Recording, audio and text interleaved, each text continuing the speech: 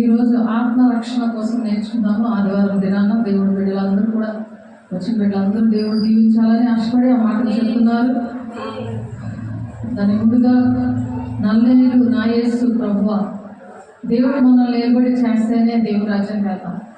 సాతానుగాడు ఏర్పడి చేస్తున్నాడు, అది గ్రహించలేకపోతే మరి వాక్యం విని గ్రహించి మరి దేవుడే నన్ను ఏర్పడి చేయాలి, నాకు నా నా సమస్త ప్రవర్తన అంతటికు యెహోవా అధికారానికి నేను ఒప్పుకుంటున్నాను అని సామెతలు 3వ అధ్యాయంలో ఉన్నది.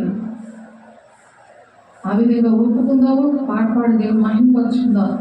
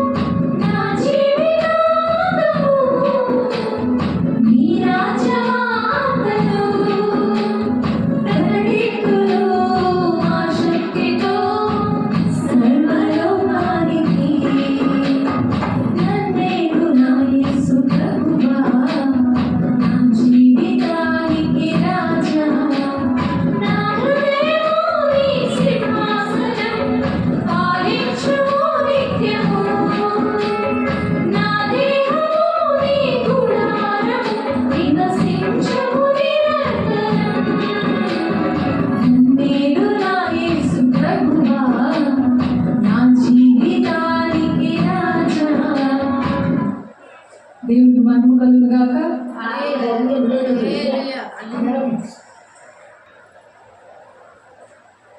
దేవుడు మనల్ని ఏర్పడి చేయాలి అని చెప్పి సామెతలు 3వ అధ్యాయంలో 5, 6, 7 వచనాలు,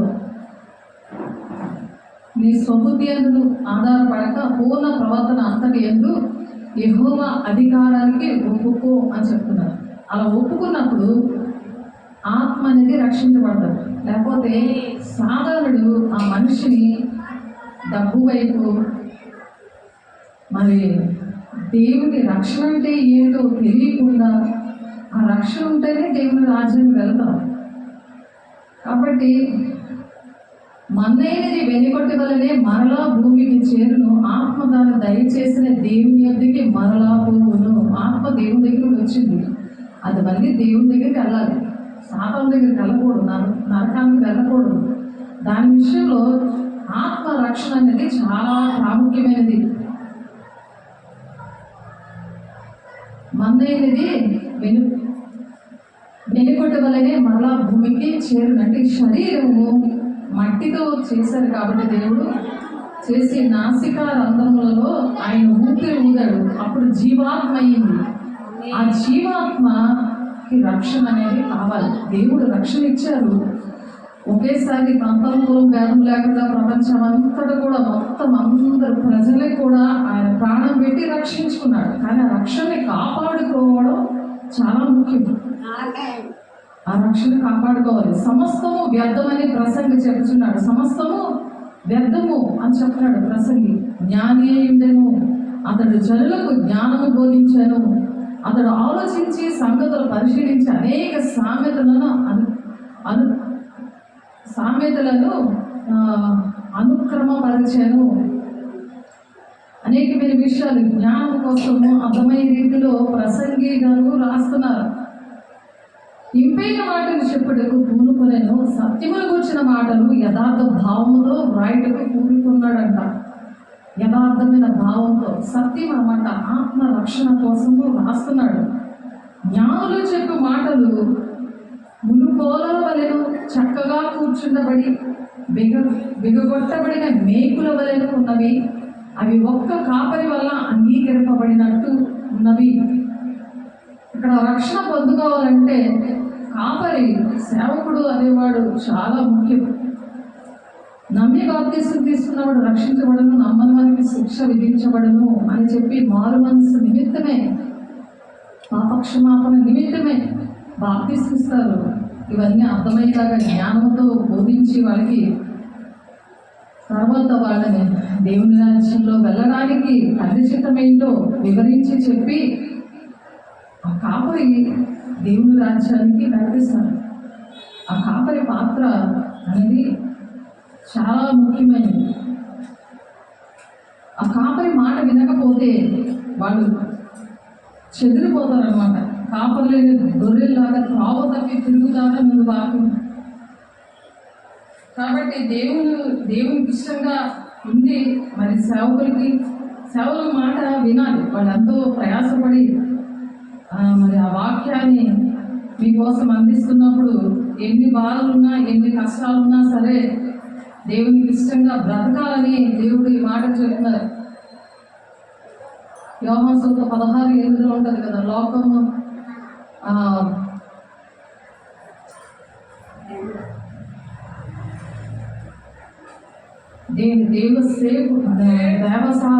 దైవ సేవకుడి యొక్క పాత్ర అనేది చాలా ముఖ్యమైనది అన్నమాట. మరి అలాగా దిద్దుబాటు చేయించి బలారాధన చేసి వాక్యం చెప్తారు, ప్రార్థన చేయిస్తారు, దిద్దుబాటు చేయిస్తారు, ఇవన్నీ కూడా చేయిస్తారు. ఒకడు బోధించిన దైవోక్తులు బోధించినట్లు బోధించవలను అని చెప్పి 1 కొరింథీ 4:11 ఉంది. అలాగా బోధించడం అనేది ఆ పాత్ర, దేవుని యొక్క పాత్ర చాలా ముఖ్యమైనది అన్నమాట.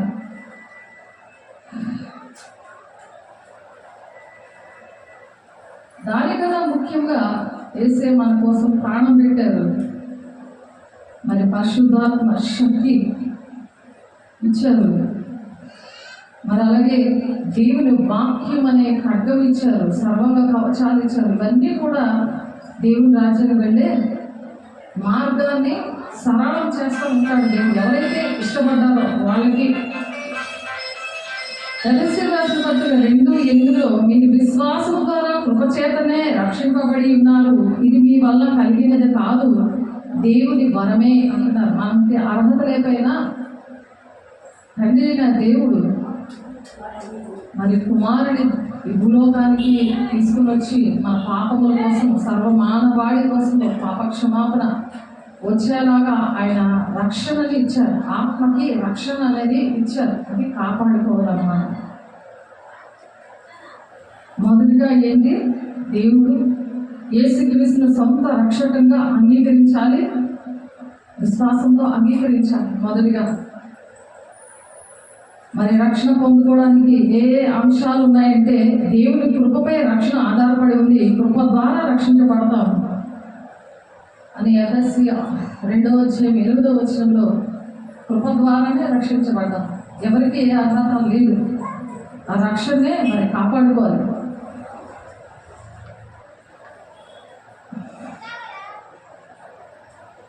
హెబ్రీయులకు రాసిన పత్రిక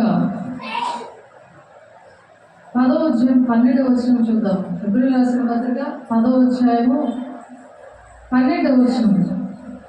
ఈయనైతే పాపముల నిమిత్తమే సదాకాలము నిలిచి ఒక్క బలిని అర్పించారు.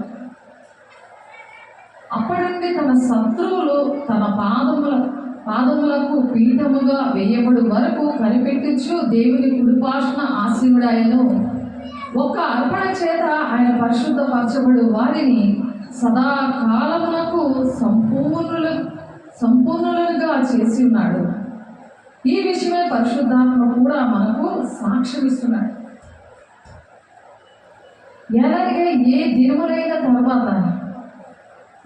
ఆ దినములైన తర్వాత నేను వారితో చేయబోవు నిబంధన ఇదే, నా ధర్మ విధులను వారి హృదయమునందుంచి వారి మనస్సు మీద వాటిని వ్రాయుదును అని చెప్పిన తరువాత వారి పాపములను వారి అక్రమములను ఇకను ఎన్నడూ జ్ఞాపకము చేసుకుని ప్రభువు సెలవించుచున్నాడు. ప్రతి ఒక్కరి కోసం కూడా ఆత్మకి రక్షణ అనేది ఇచ్చి, ఇంకా పాపములు నేను ఎన్నటికీ జ్ఞాపకం చేసుకోను అని చెప్పి ప్రతి ఒక్క మానవాళి కోసము కూడా ఆయన ప్రాణం పెట్టి ఈ విషయాలు చెప్తున్నారు. వీటి క్షమాపణ ఎక్కడ కలుగునో అక్కడ పాప పరిహారార్థ బలి ఇక ఎన్నడూ ఉండదు. ఇక పాపం కోసం మేక పిల్లను లేకపోతే పౌరం పిల్లను ఇచ్చి అలా పాప పరిహారార్థ బలి ఇచ్చే పని ఉండదు. సహోదరులారా, యేసు మన కొరకు ప్రతిష్ఠించిన మార్గమున అనగా నూతనమైనది జీవము గలది ఆయన శరీరమును తెర ద్వారా ఏర్పరచబడినది అయిన మార్గమున ఆయన రక్తముల పరిశుద్ధ స్థలమునందు ప్రవేశించుటకు మనకు ధైర్యము కలిగి ఉన్నది కనుకను దేవుని ఇంటిపైన మనకు గొప్ప యాజకుడు ఉన్నాడు కనుకను మన సాక్షికి కల్మషము తోచకుండానట్లు ప్రోక్షించబడిన హృదయములు గలవారమును నిర్మలమైన ఉదకముతో స్నానము చేసిన శరీరములు గలవారమునై ఉండి విశ్వాస విషయములో సంపూర్ణ నిశ్చయత కలిగి యథార్థమైన హృదయముతో మనము దేవుని సన్నిధానముకు చేరుదము. అందుకే ఆదివారము విశ్రాంతి దినాన్ని పరిశుద్ధంగా ఆచరించండి అంటున్నారు. దేవుడు పాపక్షమాపణ ఇచ్చి ఆయన మన కోసం ప్రాణం పెట్టి ఆత్మను ఆ విధంగా రక్షించారు. వాగ్దానం చేసిన వాడు నమ్మదగిన వాడు గనుక మన నిరీక్షణ విషయమే మనం ఒప్పుకొన్నది నిశ్చయముగా పట్టుకుందుము. ఏదైతే మనం ఒప్పుకున్నామో అది నిశ్చయంగా పట్టుకోవాలి. నన్నేరు రాజా, నా మీద అధికారం, నాకు ఇచ్చిన సమస్తం మీద నీకే అధికారము, నా గుడారమనే ఆలయంలో నువ్వు నివసించు అని అంటున్నారు. కొందరు మానుకున్నట్లుగా సమాజంగా కూడుట మానక ఒకరినప్పుడు హెచ్చరించచ్చు. ఎవరైతే మాట వినరో వాళ్ళతో సమాజంగా కూడుకుంటున్నప్పుడు దేవుని అంగీకరించట్లేదు, పాపంలో శాపంలో ఉన్నావు. కాబట్టి మరి ఆయన ఆత్మ రక్షణ అనేది నువ్వు కాపాడుకోవాలి. లేకపోతే ఆ రక్షణ లేకపోతే దేవుని రాజ్యం వెళ్ళలేము మనము అని ఆ దినము సమీపించడం మీరు చూచిన కొలది మరి ఎక్కువగా ఆలోచన చేయొచ్చు. ప్రేమ చూపుటకును సత్కార్యములు చేయుటకును ఒకరినొకడు పురుకొల్పవలనని ఆలోచించము. సత్కార్యాలు చెయ్యాలి. ప్రతి ఒక్కరు అటువంటి విషయాలు ఆత్మ రక్షణ ఎలాగని తెలియక నశించిపోతున్నారు. నన్నేలు నా యేసు రాజా అని చెప్పి ప్రాణాత్మ దేహాలు దేవునికి అర్పించకుండా దేవుని అధికారంలోకి ఒప్పుకోకుండా మరి ఆ విధంగా పాపంలో శాపంలో నశించిపోతున్నారు. ఆ రక్షణని కాపాడుకోలేకపోతున్నారు. వారికి నించే ప్రేమ చూపుటకును సత్కార్యములు చేయుటకును ఒకరినొకరు పురుకొల్పవలెనని ఆలోచించమంటున్నారు. మనం సత్యములకు వచ్చే అనుభవ జ్ఞానం పొందిన తర్వాత బుద్ధిపూర్వకంగా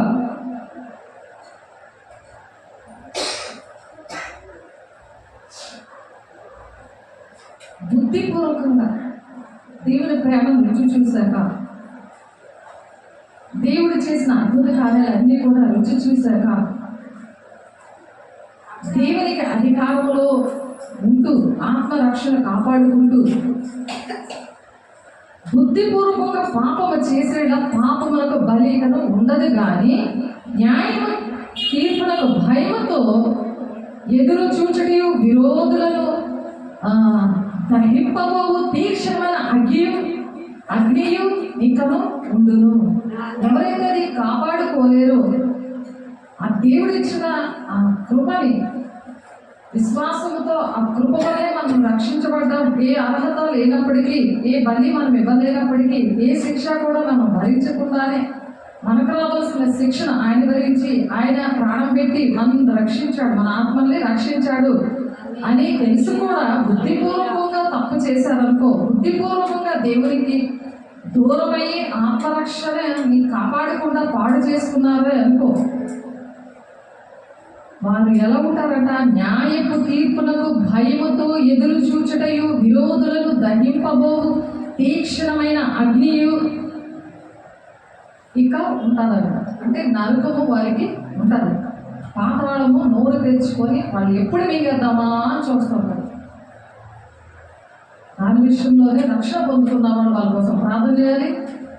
వాళ్ళు ఎప్పుడైనా వాళ్ళ దగ్గరికి పిలిచినప్పుడు, మన అవసరం వాళ్ళకి వచ్చినప్పుడు వాళ్ళకి ప్రేమతో అర్థమైనా చెప్పడానికి దేవుని యొక్క జ్ఞానము, దేవునికి ఎవరైతే అంకితం అవుతారో, దేవునికి నన్నేలు నాయసు రాజా అని ఆయన గుడారము, నా గుడారం, నా దేహము నీకు గుడారం ఉంది, నాలో నివసించు అని దేవునికి ఆలయంగా చేసుకొని ఉంటారో, దేవునితో రక్షణ కాపాడుకుంటూ ఆత్మరక్షణ కాపాడుకుంటూ ఉంటారో వాళ్ళు ఇటువంటి వారి విషయంలో బాధ్యత వహించాలి.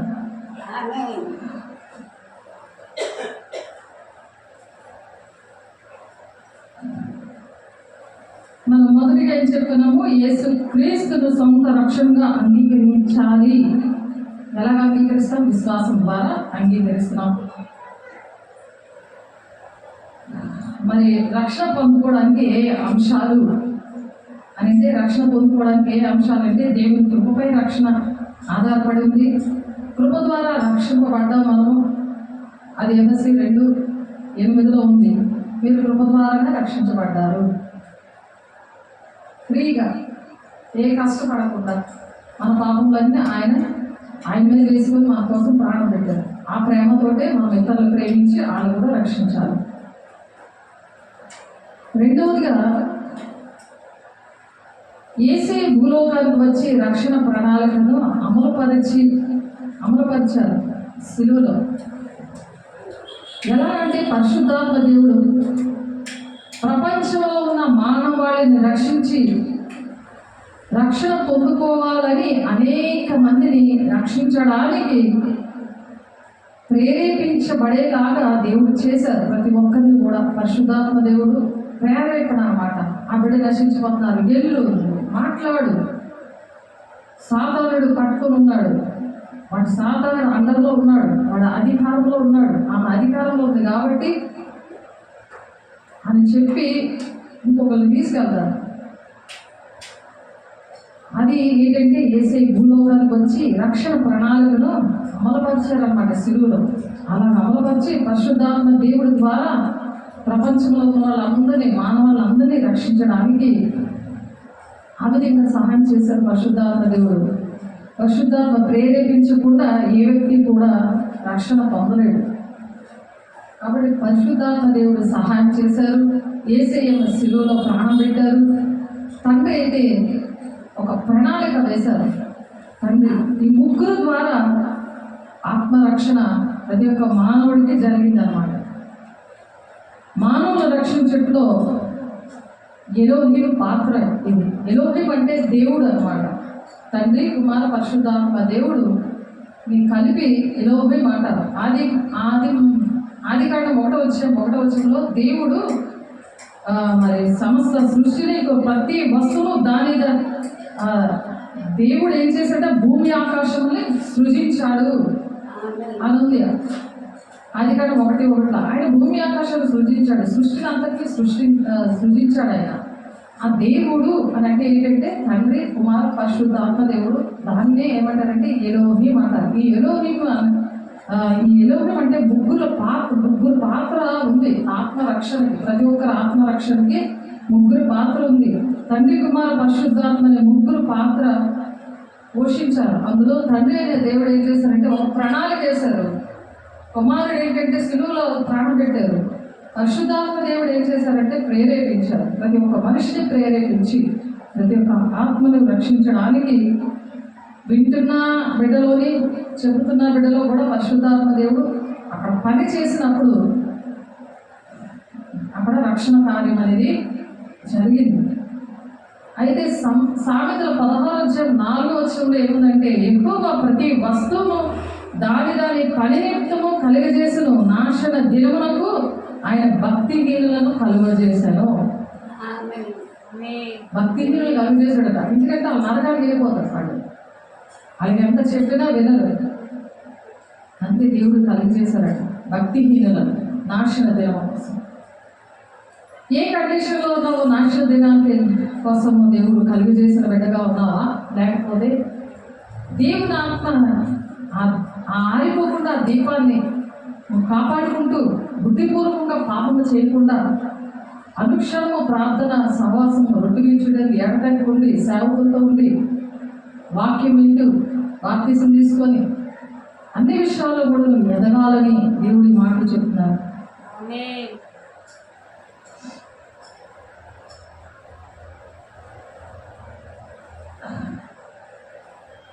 దానికి పెద్దోళ్ళని, చిన్నోళ్ళని, పేదోళ్ళని, గొప్పోళ్ళని, ఆడోళ్ళని, మగోళ్ళని తేడా లేదు. ఆత్మరక్షణ ఓటు వేసామనుకోండి, ఓటు వేస్తే దానికి ఏమన్నా అడుగుతారా? పేదోళ్ళని దానికి ఒక విలువ ఉంది కదా ఓటుకి. పేదోళ్ళు ఎక్కడున్నా సరే ఎత్తుక్కొని వస్తారు, గొప్పలు ఎక్కడున్నా ఎత్తుక్కొని వస్తారు. అప్పుడు తర్వాత మరి మాట్లాడరు. కాబట్టి అలాగే ఆత్మరక్షణ విషయంలో కూడా ప్రతి ఒక్కరి విషయంలో కూడా బాధ్యత కలిగి ఉండాలి. ఎవరైతే రక్షించబడ్డారో వీళ్ళు పేదోళ్ళు, వీళ్ళు చిన్నపిల్లలు ఊహ తెలిసిన దగ్గర నుండి దేవుడు అంటే తెలుసు. మరి సమయాలు పాలు విడిచిన టైం నుండే ఆలయంలో మరి దేవుని స్వరం విన్నాడు కదా. కొంతమందికి 10 సంవత్సరాలకు ఊహ వస్తుంది, కొంతమందికి 15 సంవత్సరాలకు ఊహ వస్తుంది. అంటే మంచి చెడులు తెలియదు. కొంతమందికి మట్టిగా ఉంటారు. అలాంటి వాళ్ళు కొంచెం లేట్ అవుతుంది. కానీ పాలు విడిచిన టైం నుండే దేవుడు మాట్లాడుతుంటే అర్థమైంది సమయాలు. కొంతమంది చిన్నప్పుడే చక్కగా మాట్లాడతారు, పనులు చేస్తారు, ఏదైనా చెప్తే వింటారు, అలా చేయరు. అటువంటి వారికి మరి బాప్తిసాలు ఇవ్వచ్చు, వాళ్ళ రక్షణలో నడిపించవచ్చు. బాల్యం నుండే సృష్టికర్తను స్మరణ తెచ్చుకోండి అని చెప్తున్నారు. మొక్కై వంగనదే మానే వంగదు కదా అని సామెత చెప్తారు. చిన్నప్పుడు నుండే అలా పెంచాలి.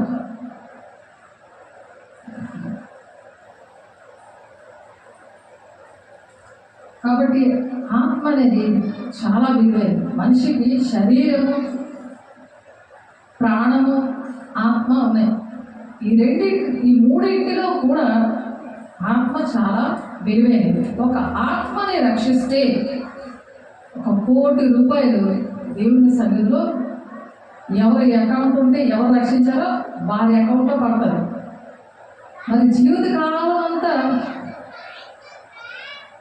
మరి సంపాదించింది ఎంతైనా సరే, అది ఎన్ని కోట్లైనా సరే దానికి విలువ లేదు. మనం చనిపోతే అది పిల్లలు అనుభవిస్తారు, పిల్లలతో పాటు ఇంకా బంధువులు అనుభవిస్తారు. కాబట్టి మనం కలిగినంతా దేవునికి ఇచ్చి పరలోకంలో నీ ధనము సమకూర్చుకో, అక్కడ దొంగలు ఎత్తికెళ్ళరు, చిమ్మట కొట్టదు అని వాక్యం చెప్తుంది.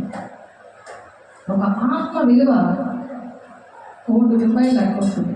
జీవితం అంతా ఉద్యోగాలు చేసి, కూలి పనులు చేసి, ఎంత కష్టపడినా ఆ సంపాదన దగ్గర ఈ ఆత్మ యొక్క విలువ అనేది దాంతో సరితూగదు. దేవుడు పిల్లల్ని అంతగా ప్రేమించారు, అందుకే ప్రాణం పెట్టారు.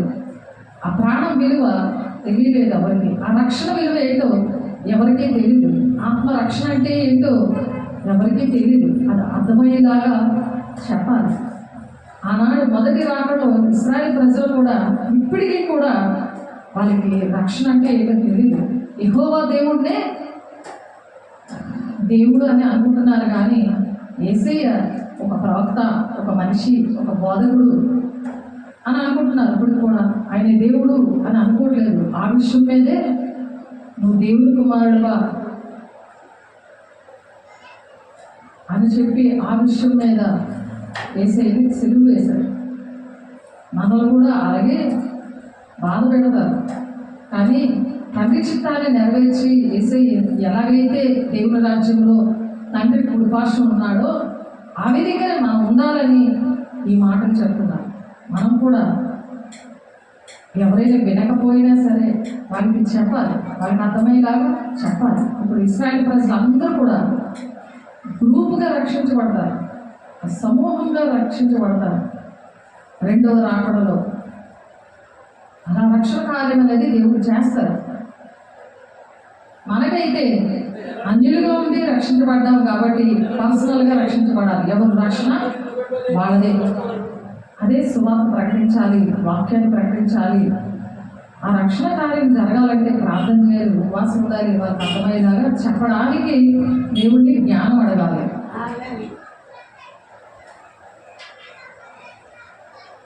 ఏ ఒక్కరు కూడా నశించుకోకుండా దేవుడి రాజ్యంలో ఉండాలని మానవ రూపంలో భూలోకానికి యేసయ్యని పంపించారు. ఆ దేవుని రూపంలోనే మనుషులు కూడా అలాగే చేశారు.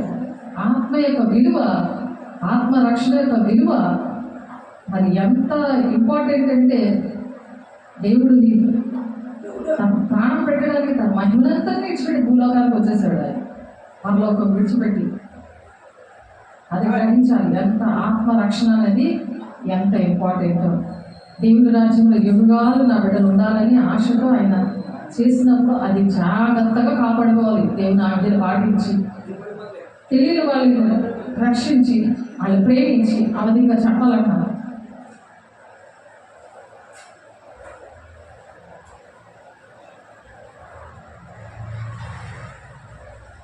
ఇప్పుడు మనం చెప్పుకున్నది ఏంటంటే ఆత్మ విలువ ఎంత అనే విషయం మనం చెప్తున్నాం. మొదటిది ఏం చెప్తున్నాము? యేసుక్రీస్తు సొంత రక్షకులుగా అంగీకరించాలని విశ్వాసంతో అంగీకరించాలి. అప్పుడు కృప ద్వారా మనం రక్షించబడతాం. రెండవదిగా యేసయ్య భూలోకానికి వచ్చి రక్షణ ప్రణాళికను అమలుపరిచారు. రెండవదిగా మూడవదిగా ఈ రక్షణ సువార్తకి ఈ ఆత్మను రక్షించడానికి మరి దేవుని యొక్క పాత్ర, తండ్రి యొక్క పాత్రలో ఎవరెవరు ఉన్నారు అంటే పరిశుద్ధాత్మ దేవుడు, యెహోవా తండ్రి, మరి యేసయ్య ప్రణాళికలో ఉన్నారు. మరి మానవులను రక్షించడంలో ఎలోహిం పాత్ర అన్నమాట.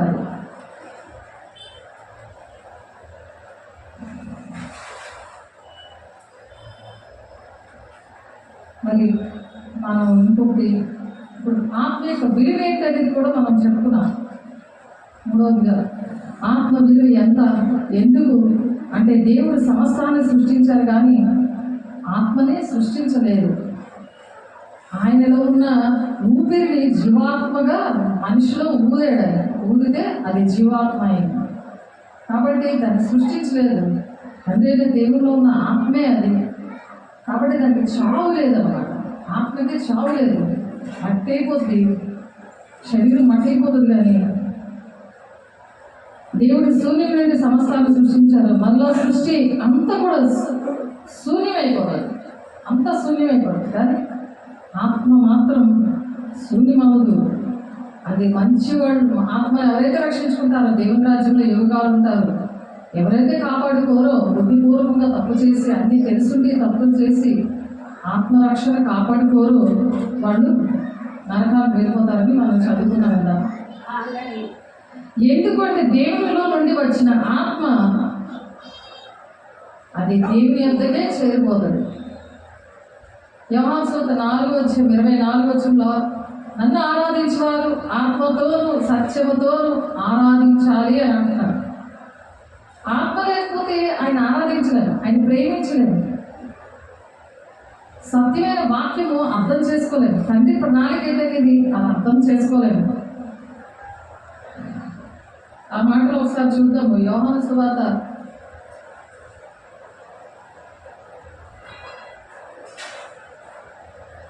4వ అధ్యాయము. మనం ఏ విధంగా దేవుడిని ప్రేమిస్తూ ఆరాధిస్తున్నాం, ఎటువంటి చీకట్లు బంధకాలు ఉన్నా సరే ఆరాధించినప్పుడు దేవుని శక్తితో వాళ్ళు నింపబడతారు. ఎవరు పొంగదీసి ఎవరు బాధ పెట్టినా మరి ఆరాధన చేసినప్పుడు దేవుడు ఓదారుస్తారు, ఆ వాక్యం గుర్తు చేస్తారు, ఆ వాక్యం ద్వారా దేవుడు మాట్లాడతారు, నడిపిస్తారు. మళ్ళా దేవునికి అభిషేకాన్ని పరిశుద్ధాత్మ శక్తిని ఇచ్చి మళ్ళా దేవుడు వాళ్ళు బలపరిచి నడిపిస్తారు. అందుకని దేవుడు ఆత్మ కనుక ఆయన ఆరాధించేవారు ఆత్మతోనూ సత్యముతోనూ ఆరాధించాలి అంటున్నారు. అలా ఆరాధించడానికి పరిశుద్ధాత్మ దేవునితో సహవాసన చేయాలి, పరిశుద్ధాత్మను పొందుకోవాలి. పొందుకున్నప్పుడు స్వతంత్రం ఉంటుంది ఆ మనిషికి. ఎవరి విషయాలలో లోబడిపోరు వాళ్ళు, ఎవరు వద్దంటే మానేరు, ఎవరు వెళ్ళంటే చెప్పరు, దేవుడు పట్టుకొని వెళ్తారు. వాళ్ళకి స్వతంత్రం ఉంటుంది. అది 2 కొరింథీ 3:17 ప్రభువే ఆత్మ, ప్రభు యొక్క ఆత్మ ఎక్కడ ఉండునో అక్కడ స్వాతంత్రం ఉండును. వాళ్ళు రమ్మంటే రావడం, వెళ్ళమంటే వెళ్ళిపోవడం అలాంటివి ఏమి ఉండవు. వాళ్ళు వింటానంటే వినడం, లేకపోతే వినటమా అలాంటిది ఏమి ఉండదు. మనకి ఏ బాధ ఏమి ఉండదు, చెప్పడమే. అటువంటి స్వాతంత్రం అనేది ఉంటుందన్నమాట. మా అతిశయం ఏదనగా లౌకిక జ్ఞానం అనుసరింపక దేవుడు అనుగ్రహించే పరిశుద్ధతతోనూ నిష్కపటముతోనూ దేవుని కృపని అనుసరించి లోకములో నడుచుకుంటే మరియు విశేషముగా మీ ఏడలలో నడుచుకుంటే మరియు మా మనసాక్షి సాక్ష్యం ఇచ్చుటయే. మనసాక్షి సాక్ష్యం ఇస్తుంది, నువ్వేం బాధపడదు, దేవుడు నిన్ను నడిపించారు, ఆ లోక జ్ఞానం అనుసరించద్దు. దేవుడు అనుగ్రహించి పరిశుద్ధతతోనూ నిష్కపటమైన హృదయంతో దేవుని కృపను అనుసరిస్తూ లోకంలో నడుచుకున్నావు కదా అని విశేషంగా ఏం చేస్తుందో మీ ఎడలను నడుచుకుంటే మరియు మనసాక్షే సాక్ష్యం ఇస్తాడు. మనసాక్షే ఆత్మ అన్నమాట. ఆత్మ రక్షణ పొందుకున్న వాళ్ళకి మనసాక్షి ఉంటుంది. మనసు, ఆ మనసు ఏంటంటే ప్రేమిస్తుంది, ప్రేమించి నడిపిస్తుంది. దేవుడిని ప్రేమిస్తుంది. అయ్యా దేవుడు నా కోసం ప్రాణం పెట్టారు కదా, నేను ఇన్ని మేలు పొందుకొని హాయ్ బాయ్ అని చెప్పకూడదు. దేవుడి పిల్లలకు అలా చెప్పకూడదు. ఉగ్రత నా మీద నిలబడుతుంది, అక్కడికి అగ్నిగుండం ఉంటుంది, నరకం ఉంటుంది. బుద్ధిపూర్వకంగా నేను దేవుని మాట వినలేదు, చేస్తానని చెప్పి చేయలేదు, బాప్తిసం తీసుకుంటానని చెప్పి తీసుకోలేదు, చర్చికి వస్తానని చెప్పి చర్చికి రాలేదు. ఆ మనసాక్షి అంటే ఆత్మరక్షణ జరిగిన వాళ్ళకి అవి గద్దిస్తూ ఉంటాయి.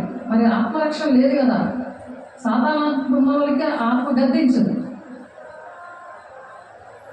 వాళ్ళు ఆ విధంగా దేవుని ఆత్మ కలిగి ఉండాలి, ఆయన మనసాక్షి గద్దించాలని మనం ప్రార్థన చేయడమే, వాళ్ళు ప్రేమించి.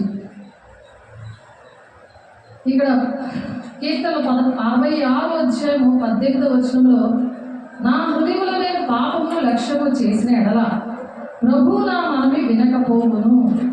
ఇంకా ప్రార్థన చేస్తే ఎవరైతే మరి అలా ఉంటారో వాళ్ళ ప్రార్థన ఇంకా వినడు.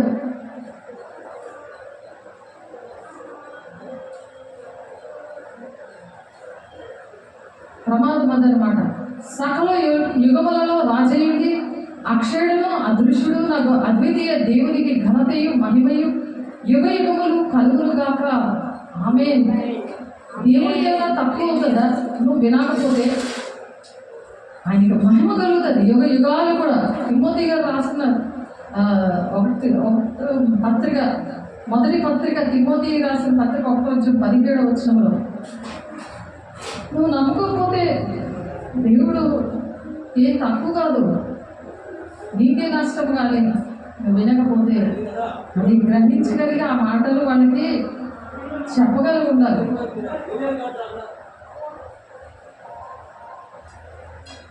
అలాగే కీర్తనలు 50:23 స్తుతియాగం అర్పించేవాడు నన్ను మహిమపరచుచున్నాడు, నేను వానికి దేవుని రక్షణ కనపరుచున్నట్లు వాడు మార్గమును సిద్ధపరచుకునేను. ఎప్పుడైతే నువ్వు రక్షణ ఆత్మ యొక్క రక్షణ కాపాడుకుంటావో, నువ్వు ఏ సమస్యలో ఉన్నా నీ ప్రార్థన వింటాడు, నీ మార్గాలు సిద్ధం చేస్తాడు. దేవుని రక్షణ కనపరిచినట్లు వాడి మార్గాలట దేవుడు సిద్ధపరుస్తాడు. నువ్వు రక్షణ పొందుకుంటే, లేకపోతే సిద్ధం అవు. ఏమేమి వాగ్దానం ఇచ్చారో అవి ఏమీ జరగవు. అయితే యెహోవా సమూయేలుకు ఎలాంటి సెలవిచ్చినా అతని రూపమును అతని ఎత్తును లక్ష్య పెట్టడము మనుషులు లక్ష్య పెట్టి వాటిని యెహోవా లక్ష్య పెట్టడు. నేను అతని వేసి ఉన్నాను. మనుషులు పై రూపములు లక్ష్య పెట్టుదురు కానీ యెహోవా హృదయములను లక్ష్య పెట్టెను.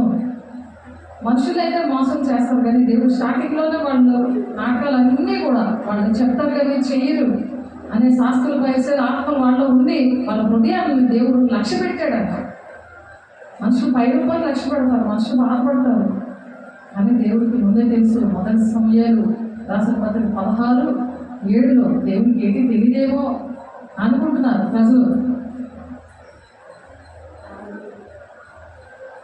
మహాగరుడును మహోన్నతుడు పరిశుద్ధుడును నిత్య నివాసి అయిన వాడు ఎలాగ సెలవించుచున్నాడు.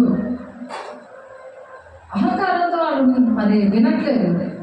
ఇప్పుడు దీన మనసుతో వెళ్ళి ఎవరు ఎన్ని మాట్లాడినా దేవుని రక్షణని కనపరిచి ఆయన రక్షణ సువార్తను ప్రకటించి వాళ్ళ ఆత్మలు దేవుని రాజ్యాన్ని రావాలి, ఆత్మ రక్షించబడాలి అని ఒక ఆశ మీద ఎలా వెళ్తారంటే దీన మనస్సుతో వెళ్తారన్నమాట. వాడు మహోన్నతమైన పరిశుద్ధ స్థలంలో నివసించేవాడును ఆయన వినేము గల వారి ప్రాణము జీవింప చేయుటకును ఆయన ప్రణాళిక చెప్పున ఆయన ఆజ్ఞలు పాటించాలని ఒక ఆశ మీద వినే మనసుతో వెళతారు దేవుని పిల్లలు. వాళ్ళు ఏం చేస్తారంట, వినేము గల వారి ప్రాణము జీవింప చేయటకును నలిగిన వారి ప్రాణము జీవింప చేయటకును వినేము గల వారి యొద్దకు దీన మనస్సు గల వారి యొద్దకు ఆయన వచ్చి నివసిస్తాడంట. ఓదారుస్తూ ఉంటాడు, నివసిస్తాడు. ఆ దీన మనసును చూస్తాడు. అయ్యో ఎంత మాటలు ఎంతగా బాధ పెట్టారు ఆ దుష్టుడు, వాళ్ళు నూరి ఎంతగా బాధ పెట్టారు. దేవుని మాట వినడానికి ఇష్టపడలేదు, వాళ్ళ రక్షణ పొందుకోవడానికి మరి ఆ కష్టంలో ఉన్నప్పుడు దేవుడు కావాల్సి వచ్చింది. కష్టం తీరిపోయాక, డబ్బులు వచ్చాక, మరి అన్నీ కూడా ఆ సమస్యలన్నీ చక్కగా దేవుడు తీర్చాక మరి దేవుడి పిల్లలు అవసరం లేదు, దేవుడు అవసరం లేదు అని దేవుడు దుఃఖపడుతున్నారు.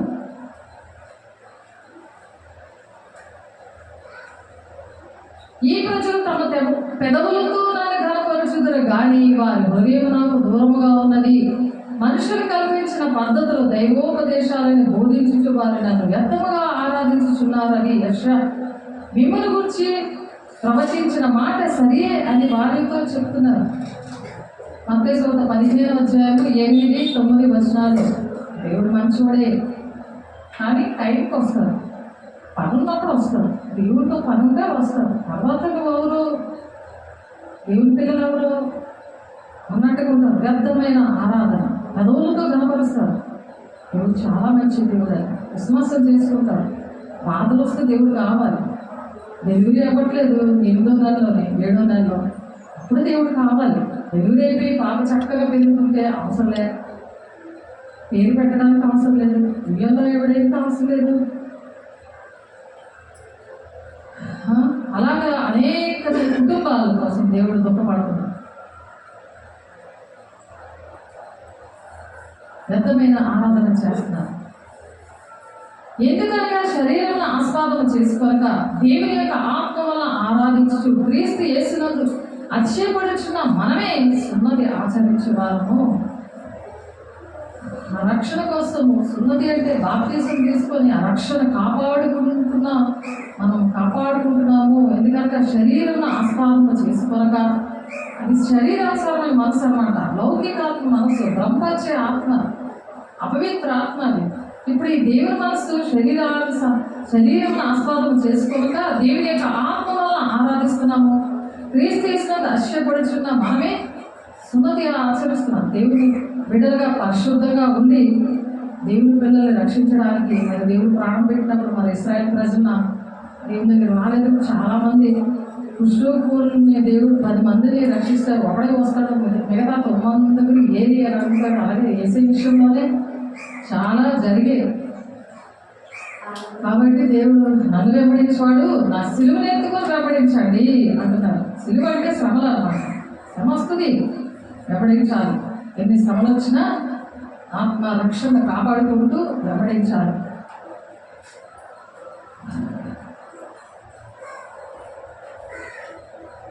అది ఆత్మ విలువ కోసం మనం మాట్లాడుతున్నాం.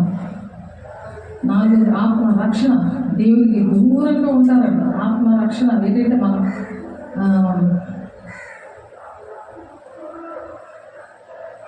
ఒక మనిషి చనిపోయి ఆత్మ రక్షించబడితే పరలోకంలో యుగాలు దేవుడితో కలిసి ఉంటారనే విషయాలు ఆత్మ రక్షణకి సంబంధించిన విషయం. మరణం, తీర్పు, అగ్నిగొండం ఉంటుంది అని ఆ ఆత్మ రక్షణ కలిగిన వాళ్ళు సువార్త చేయాలి, రక్షణ సువార్త ప్రకటించాలి. అంగీకరించిన ఈ పరిస్థితి ఏర్పడుతుంది. మరి శాశ్వత కాలం దేవునికి దూరంగా ఉండిపోతారు వాళ్ళు. ఇది ఆత్మ రక్షణ కోసం.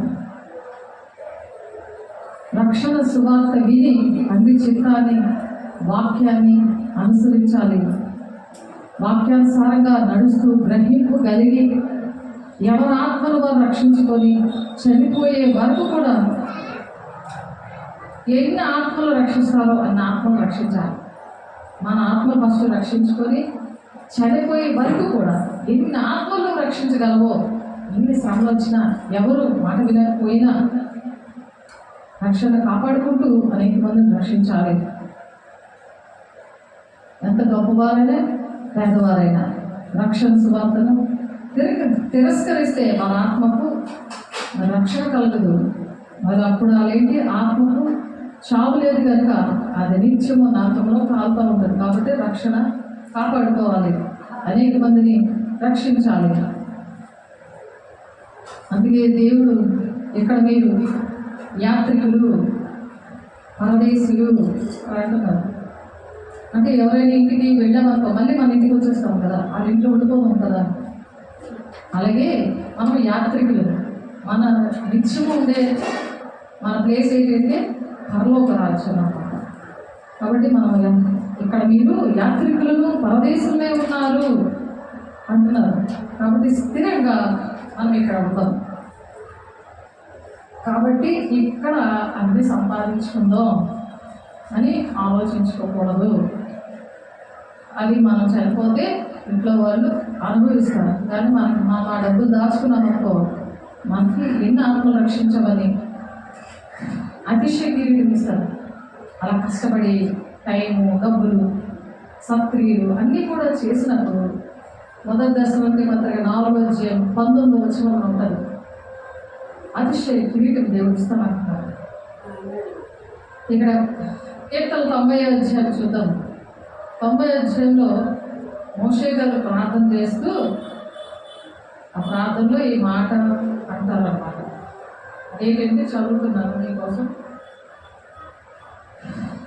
90:3-17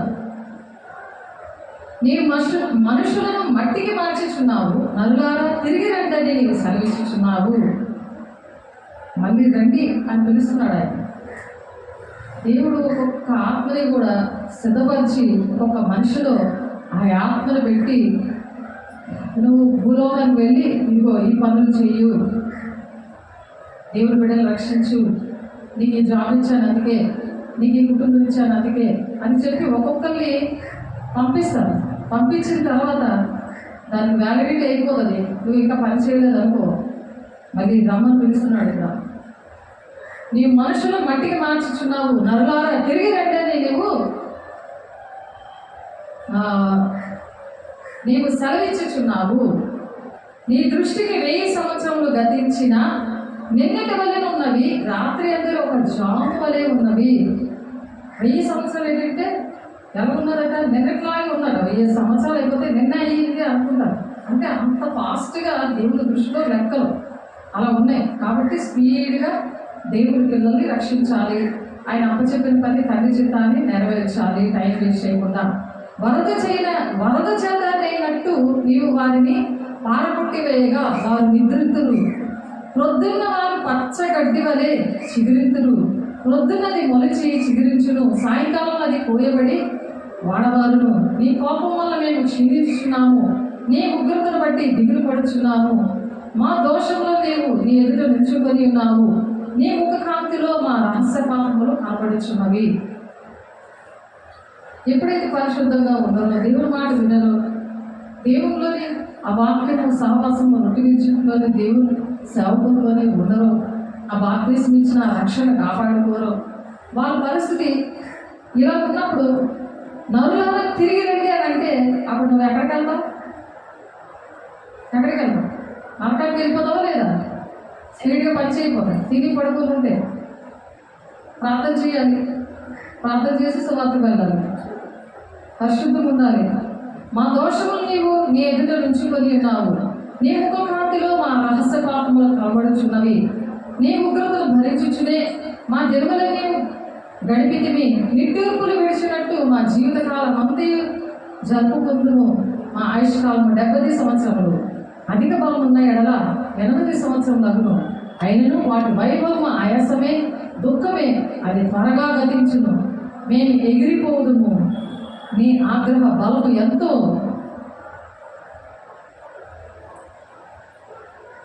ఎవరికి తెలియదు? నీకు చెందవలసిన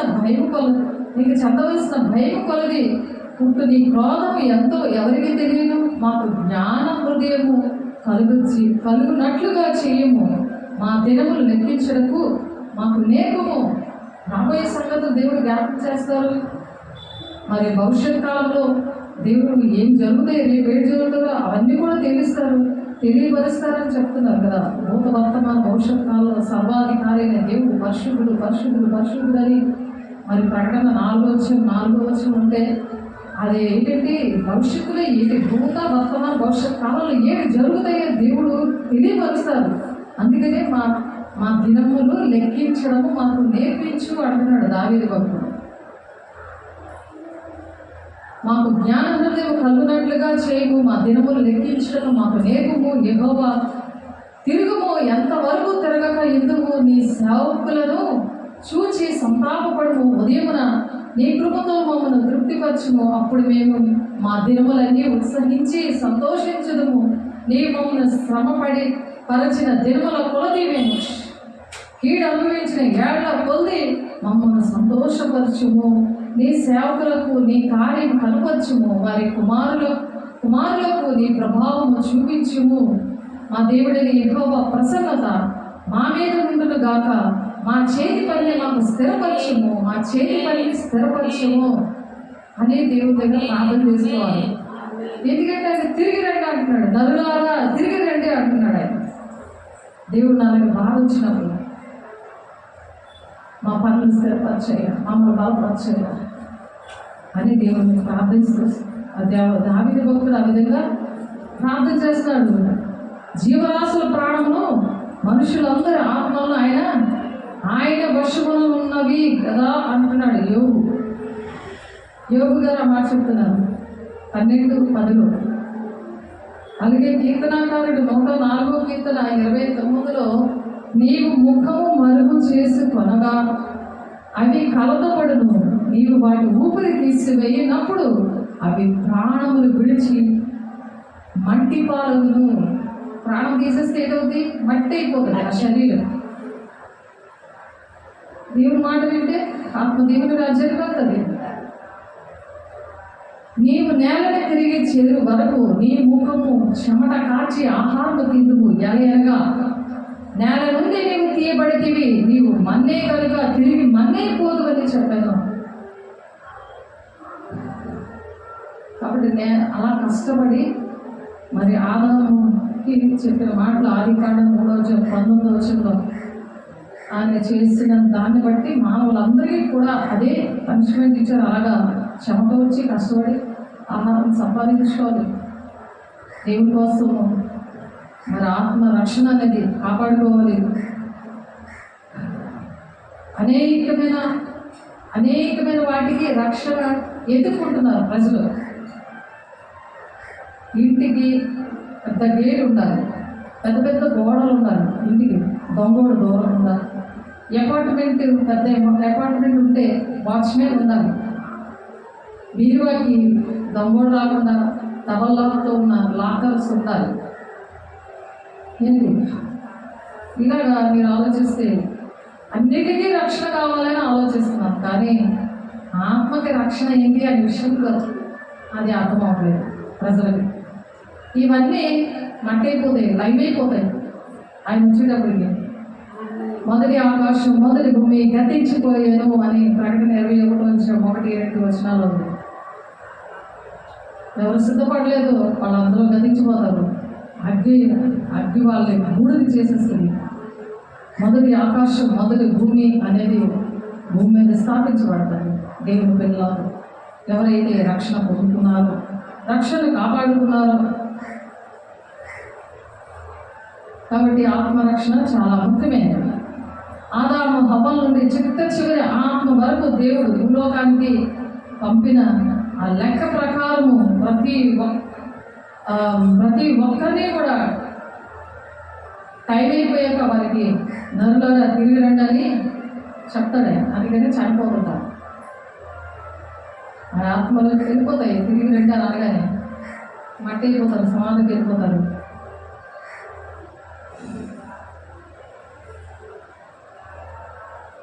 కాబట్టి ఎప్పుడు కూడా ఏ ఆత్మలు వారి శరీరంలో మనకి పంపించాలని ఒక ఉద్దేశంతో దేవుడు పంపించారు.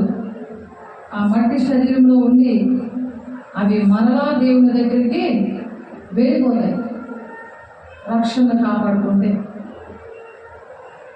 లేకపోతే నరకానికి వెళ్ళిపోతాయని మనం చెప్పుకున్నామంట.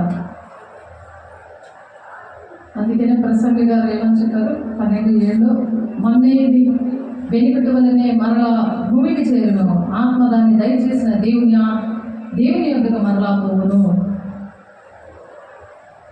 అందుకని శరీరానుసారమైన తండ్రులకి ఎలాగైతే భయపడ్డారో అలాగా ఆత్మకు తండ్రి అయిన తల్లి అయిన సేవకులకి భయపడి దేవుని మాటలు నేర్చుకోవాలి. అని ఏం చెప్తారు, వాళ్ళతో ఉండాలి. హెబ్రీయులకు రాసిన పత్రిక 12:9 ఉందన్నమాట. యోబు 12:10 కూడా జీవరాశుల ప్రాణంలో మనుషులందరి ఆత్మల్లో ఆయన వశమనున్నవి విశాలపరిచి. యెషయా గారు కూడా ఒక మాట చెప్తున్నారు 42:5 ఆకాశములు సృజించ వాటిని విశాలపరిచి భూమిని అందులో పుట్టిన సమస్తము పరిచి దాని మీద ఉన్న జనులకు ప్రాణము దానిలో నడుచు వారికి జీవాత్మను ఇచ్చుచున్న దేవుడైన యెహోవా ఈలాగు సెలవిచ్చుచున్నాడు.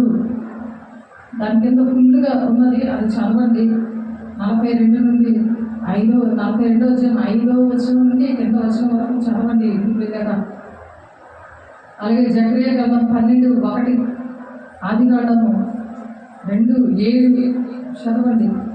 ఎందుకంటే ఆయన సృజించారు దేవుని బిడ్డల్ని, వాళ్ళకి ఆ ఆత్మనిచ్చారు.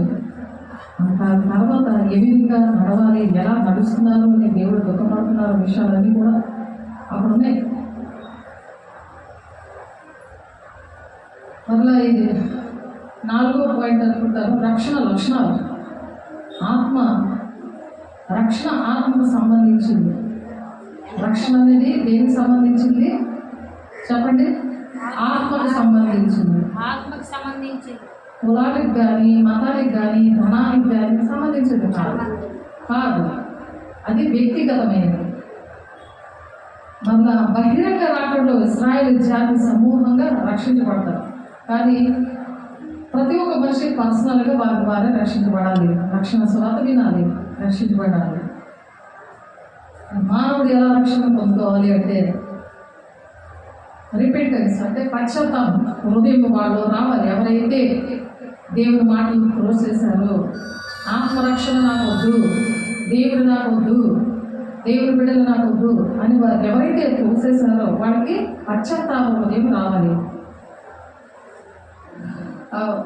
వస్తే వాళ్ళు ఎలా ఉంటారంట, రోమా 10వ అధ్యాయం ఏ విధంగా ప్రార్థన చేసుకోవాలి, అది పశ్చాత్తాపం వచ్చేలాగా మనం ప్రార్థన చేయాలి. వాళ్ళకి పశ్చాత్తాపం వచ్చినప్పుడు ఎలా ఉంటారంటే, రోమపత్రిక 10వ అధ్యాయం 9-10 వచనాలు చదువుతాం. అదేమనగా యేసు ప్రభువునని నీ నోటితో ఒప్పుకొని దేవుడు మృతుల్లో నుండి ఆయనను లేపనని నీ హృదయమందు విశ్వసించిన ఎడల నీవు రక్షింపబడుదువు. అందరినీ దేవుడు రక్షించారు, కానీ దేవుడు నా కోసం ప్రాణం పెట్టాడు అని ఎవరైతే నమ్ముతారో వాళ్ళకి పాపక్షాపం వచ్చినట్టు లెక్క, వాళ్ళకి రక్షణ వచ్చినట్టు లెక్క. నీ పాపక్షాపం వచ్చినట్టు తెలియదు, దేవుడు నీ కోసం నీ పాపాల కోసం ప్రాణం పెట్టాడనే విషయం తెలియదు. అలాంటప్పుడు నేను పాపిని దేవా, నేను పాపంలో శాపంలో ఉన్నానయ్యా అని అలాగే ప్రార్థన చేసుకుంటే అలాగే నరకండి కూడా. కాబట్టి అయిపోతుంది. మనం ఏంటంటే రక్షణ ఆత్మకు సంబంధించింది, కులానికి, మతానికి, ధనానికి, దేనికో ముడిపడి లేదు. కాబట్టి యోహాను 3వ కూడా ఏమనుంది, నికోదేముతో చెప్తారు, నీటి మూలంగా ఆత్మ మూలంగా జన్మిస్తేనే కానీ దేవుని రాజ్యంలో ప్రవేశం లేదు అని. రక్షణ అన్నది సార్వత్రికమైనది. అందరూ ప్రపంచంలో అందరికి కూడా, ప్రపంచంలో అందరికి కూడా వర్తిస్తుంది రక్షణ అనేది, ఆత్మరక్షణ అనేది. మరి రక్షణ అనేది శాశ్వతమైనది. మానవుడు ఎలా రక్షణ పొందాలి అంటే ఇదిగో పశ్చాత్తాపం పొందాలని మనం రోమా 10వ అధ్యాయము 9వ వచనం చదువుకున్నాం కదా. 10వ వచనంలోని మీ కంఠస్థ పెట్టించిన పిల్లలకి ఏలైనగా నీతి కలిగినట్లు మనుషుడు హృదయంలో విశ్వసించును, రక్షణ కలిగినట్టు నోటితో ఒప్పుకొను. అలాగే నోటితో ఒప్పుకోవాలి. మరి అలాగే సామెతలు 28:13-14 అతిక్రమలు దాచిపెట్టవాడు వదిలేడు, ఒప్పుకొని విడిచిపెట్టబడి కనికరం పొందుకుంటాడు అన్నది.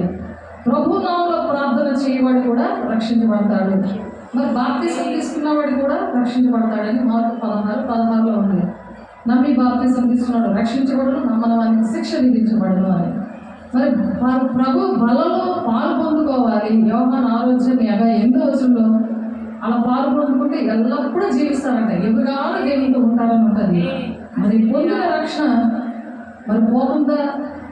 ఈ రక్షణ ఇంత చేశాక ఆ రక్షణ పోతుందా ఉంటుందా అని అంటే అంతవరకు కూడా కొనసాగించి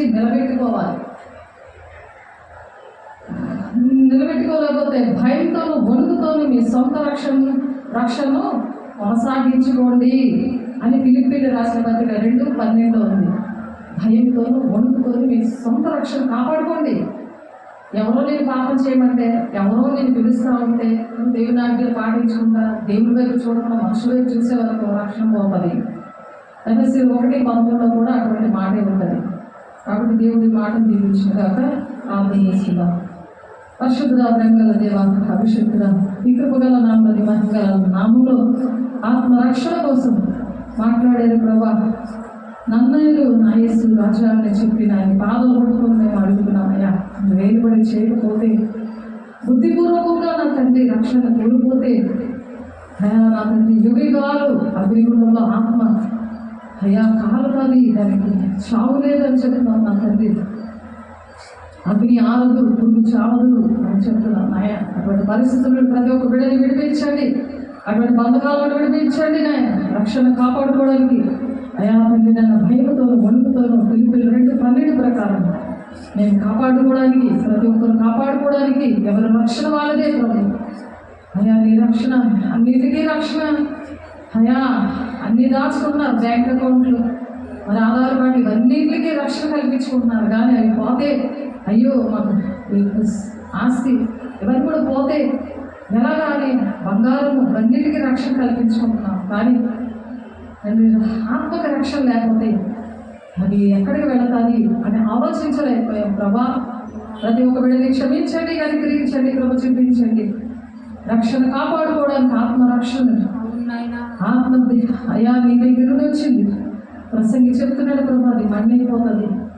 ఆత్మ దేవుని దగ్గరికి చేరాలి అనే ఒక ఆశ మీద అయ్యా మీరు ఈ మాటలు మాకు చెప్పారయ్యా. మేము అది హృదయంలో మనసులో ముద్రించుకొని వింటున్న ప్రతి ఒక్క బిడ్డని దీవించి ఆశీర్వదించి మీ సాక్షిగా మరి బుధవారం మీరు నిలబెట్టుకుంటున్నారు. మహిమ ఘనత ప్రభావం మీకే ఆరోపించుకుంటున్నారు. యేసయ్య పరిశుద్ధ నామములో బ్రతిమలాడి వేడుకుంటున్నాం తండ్రి.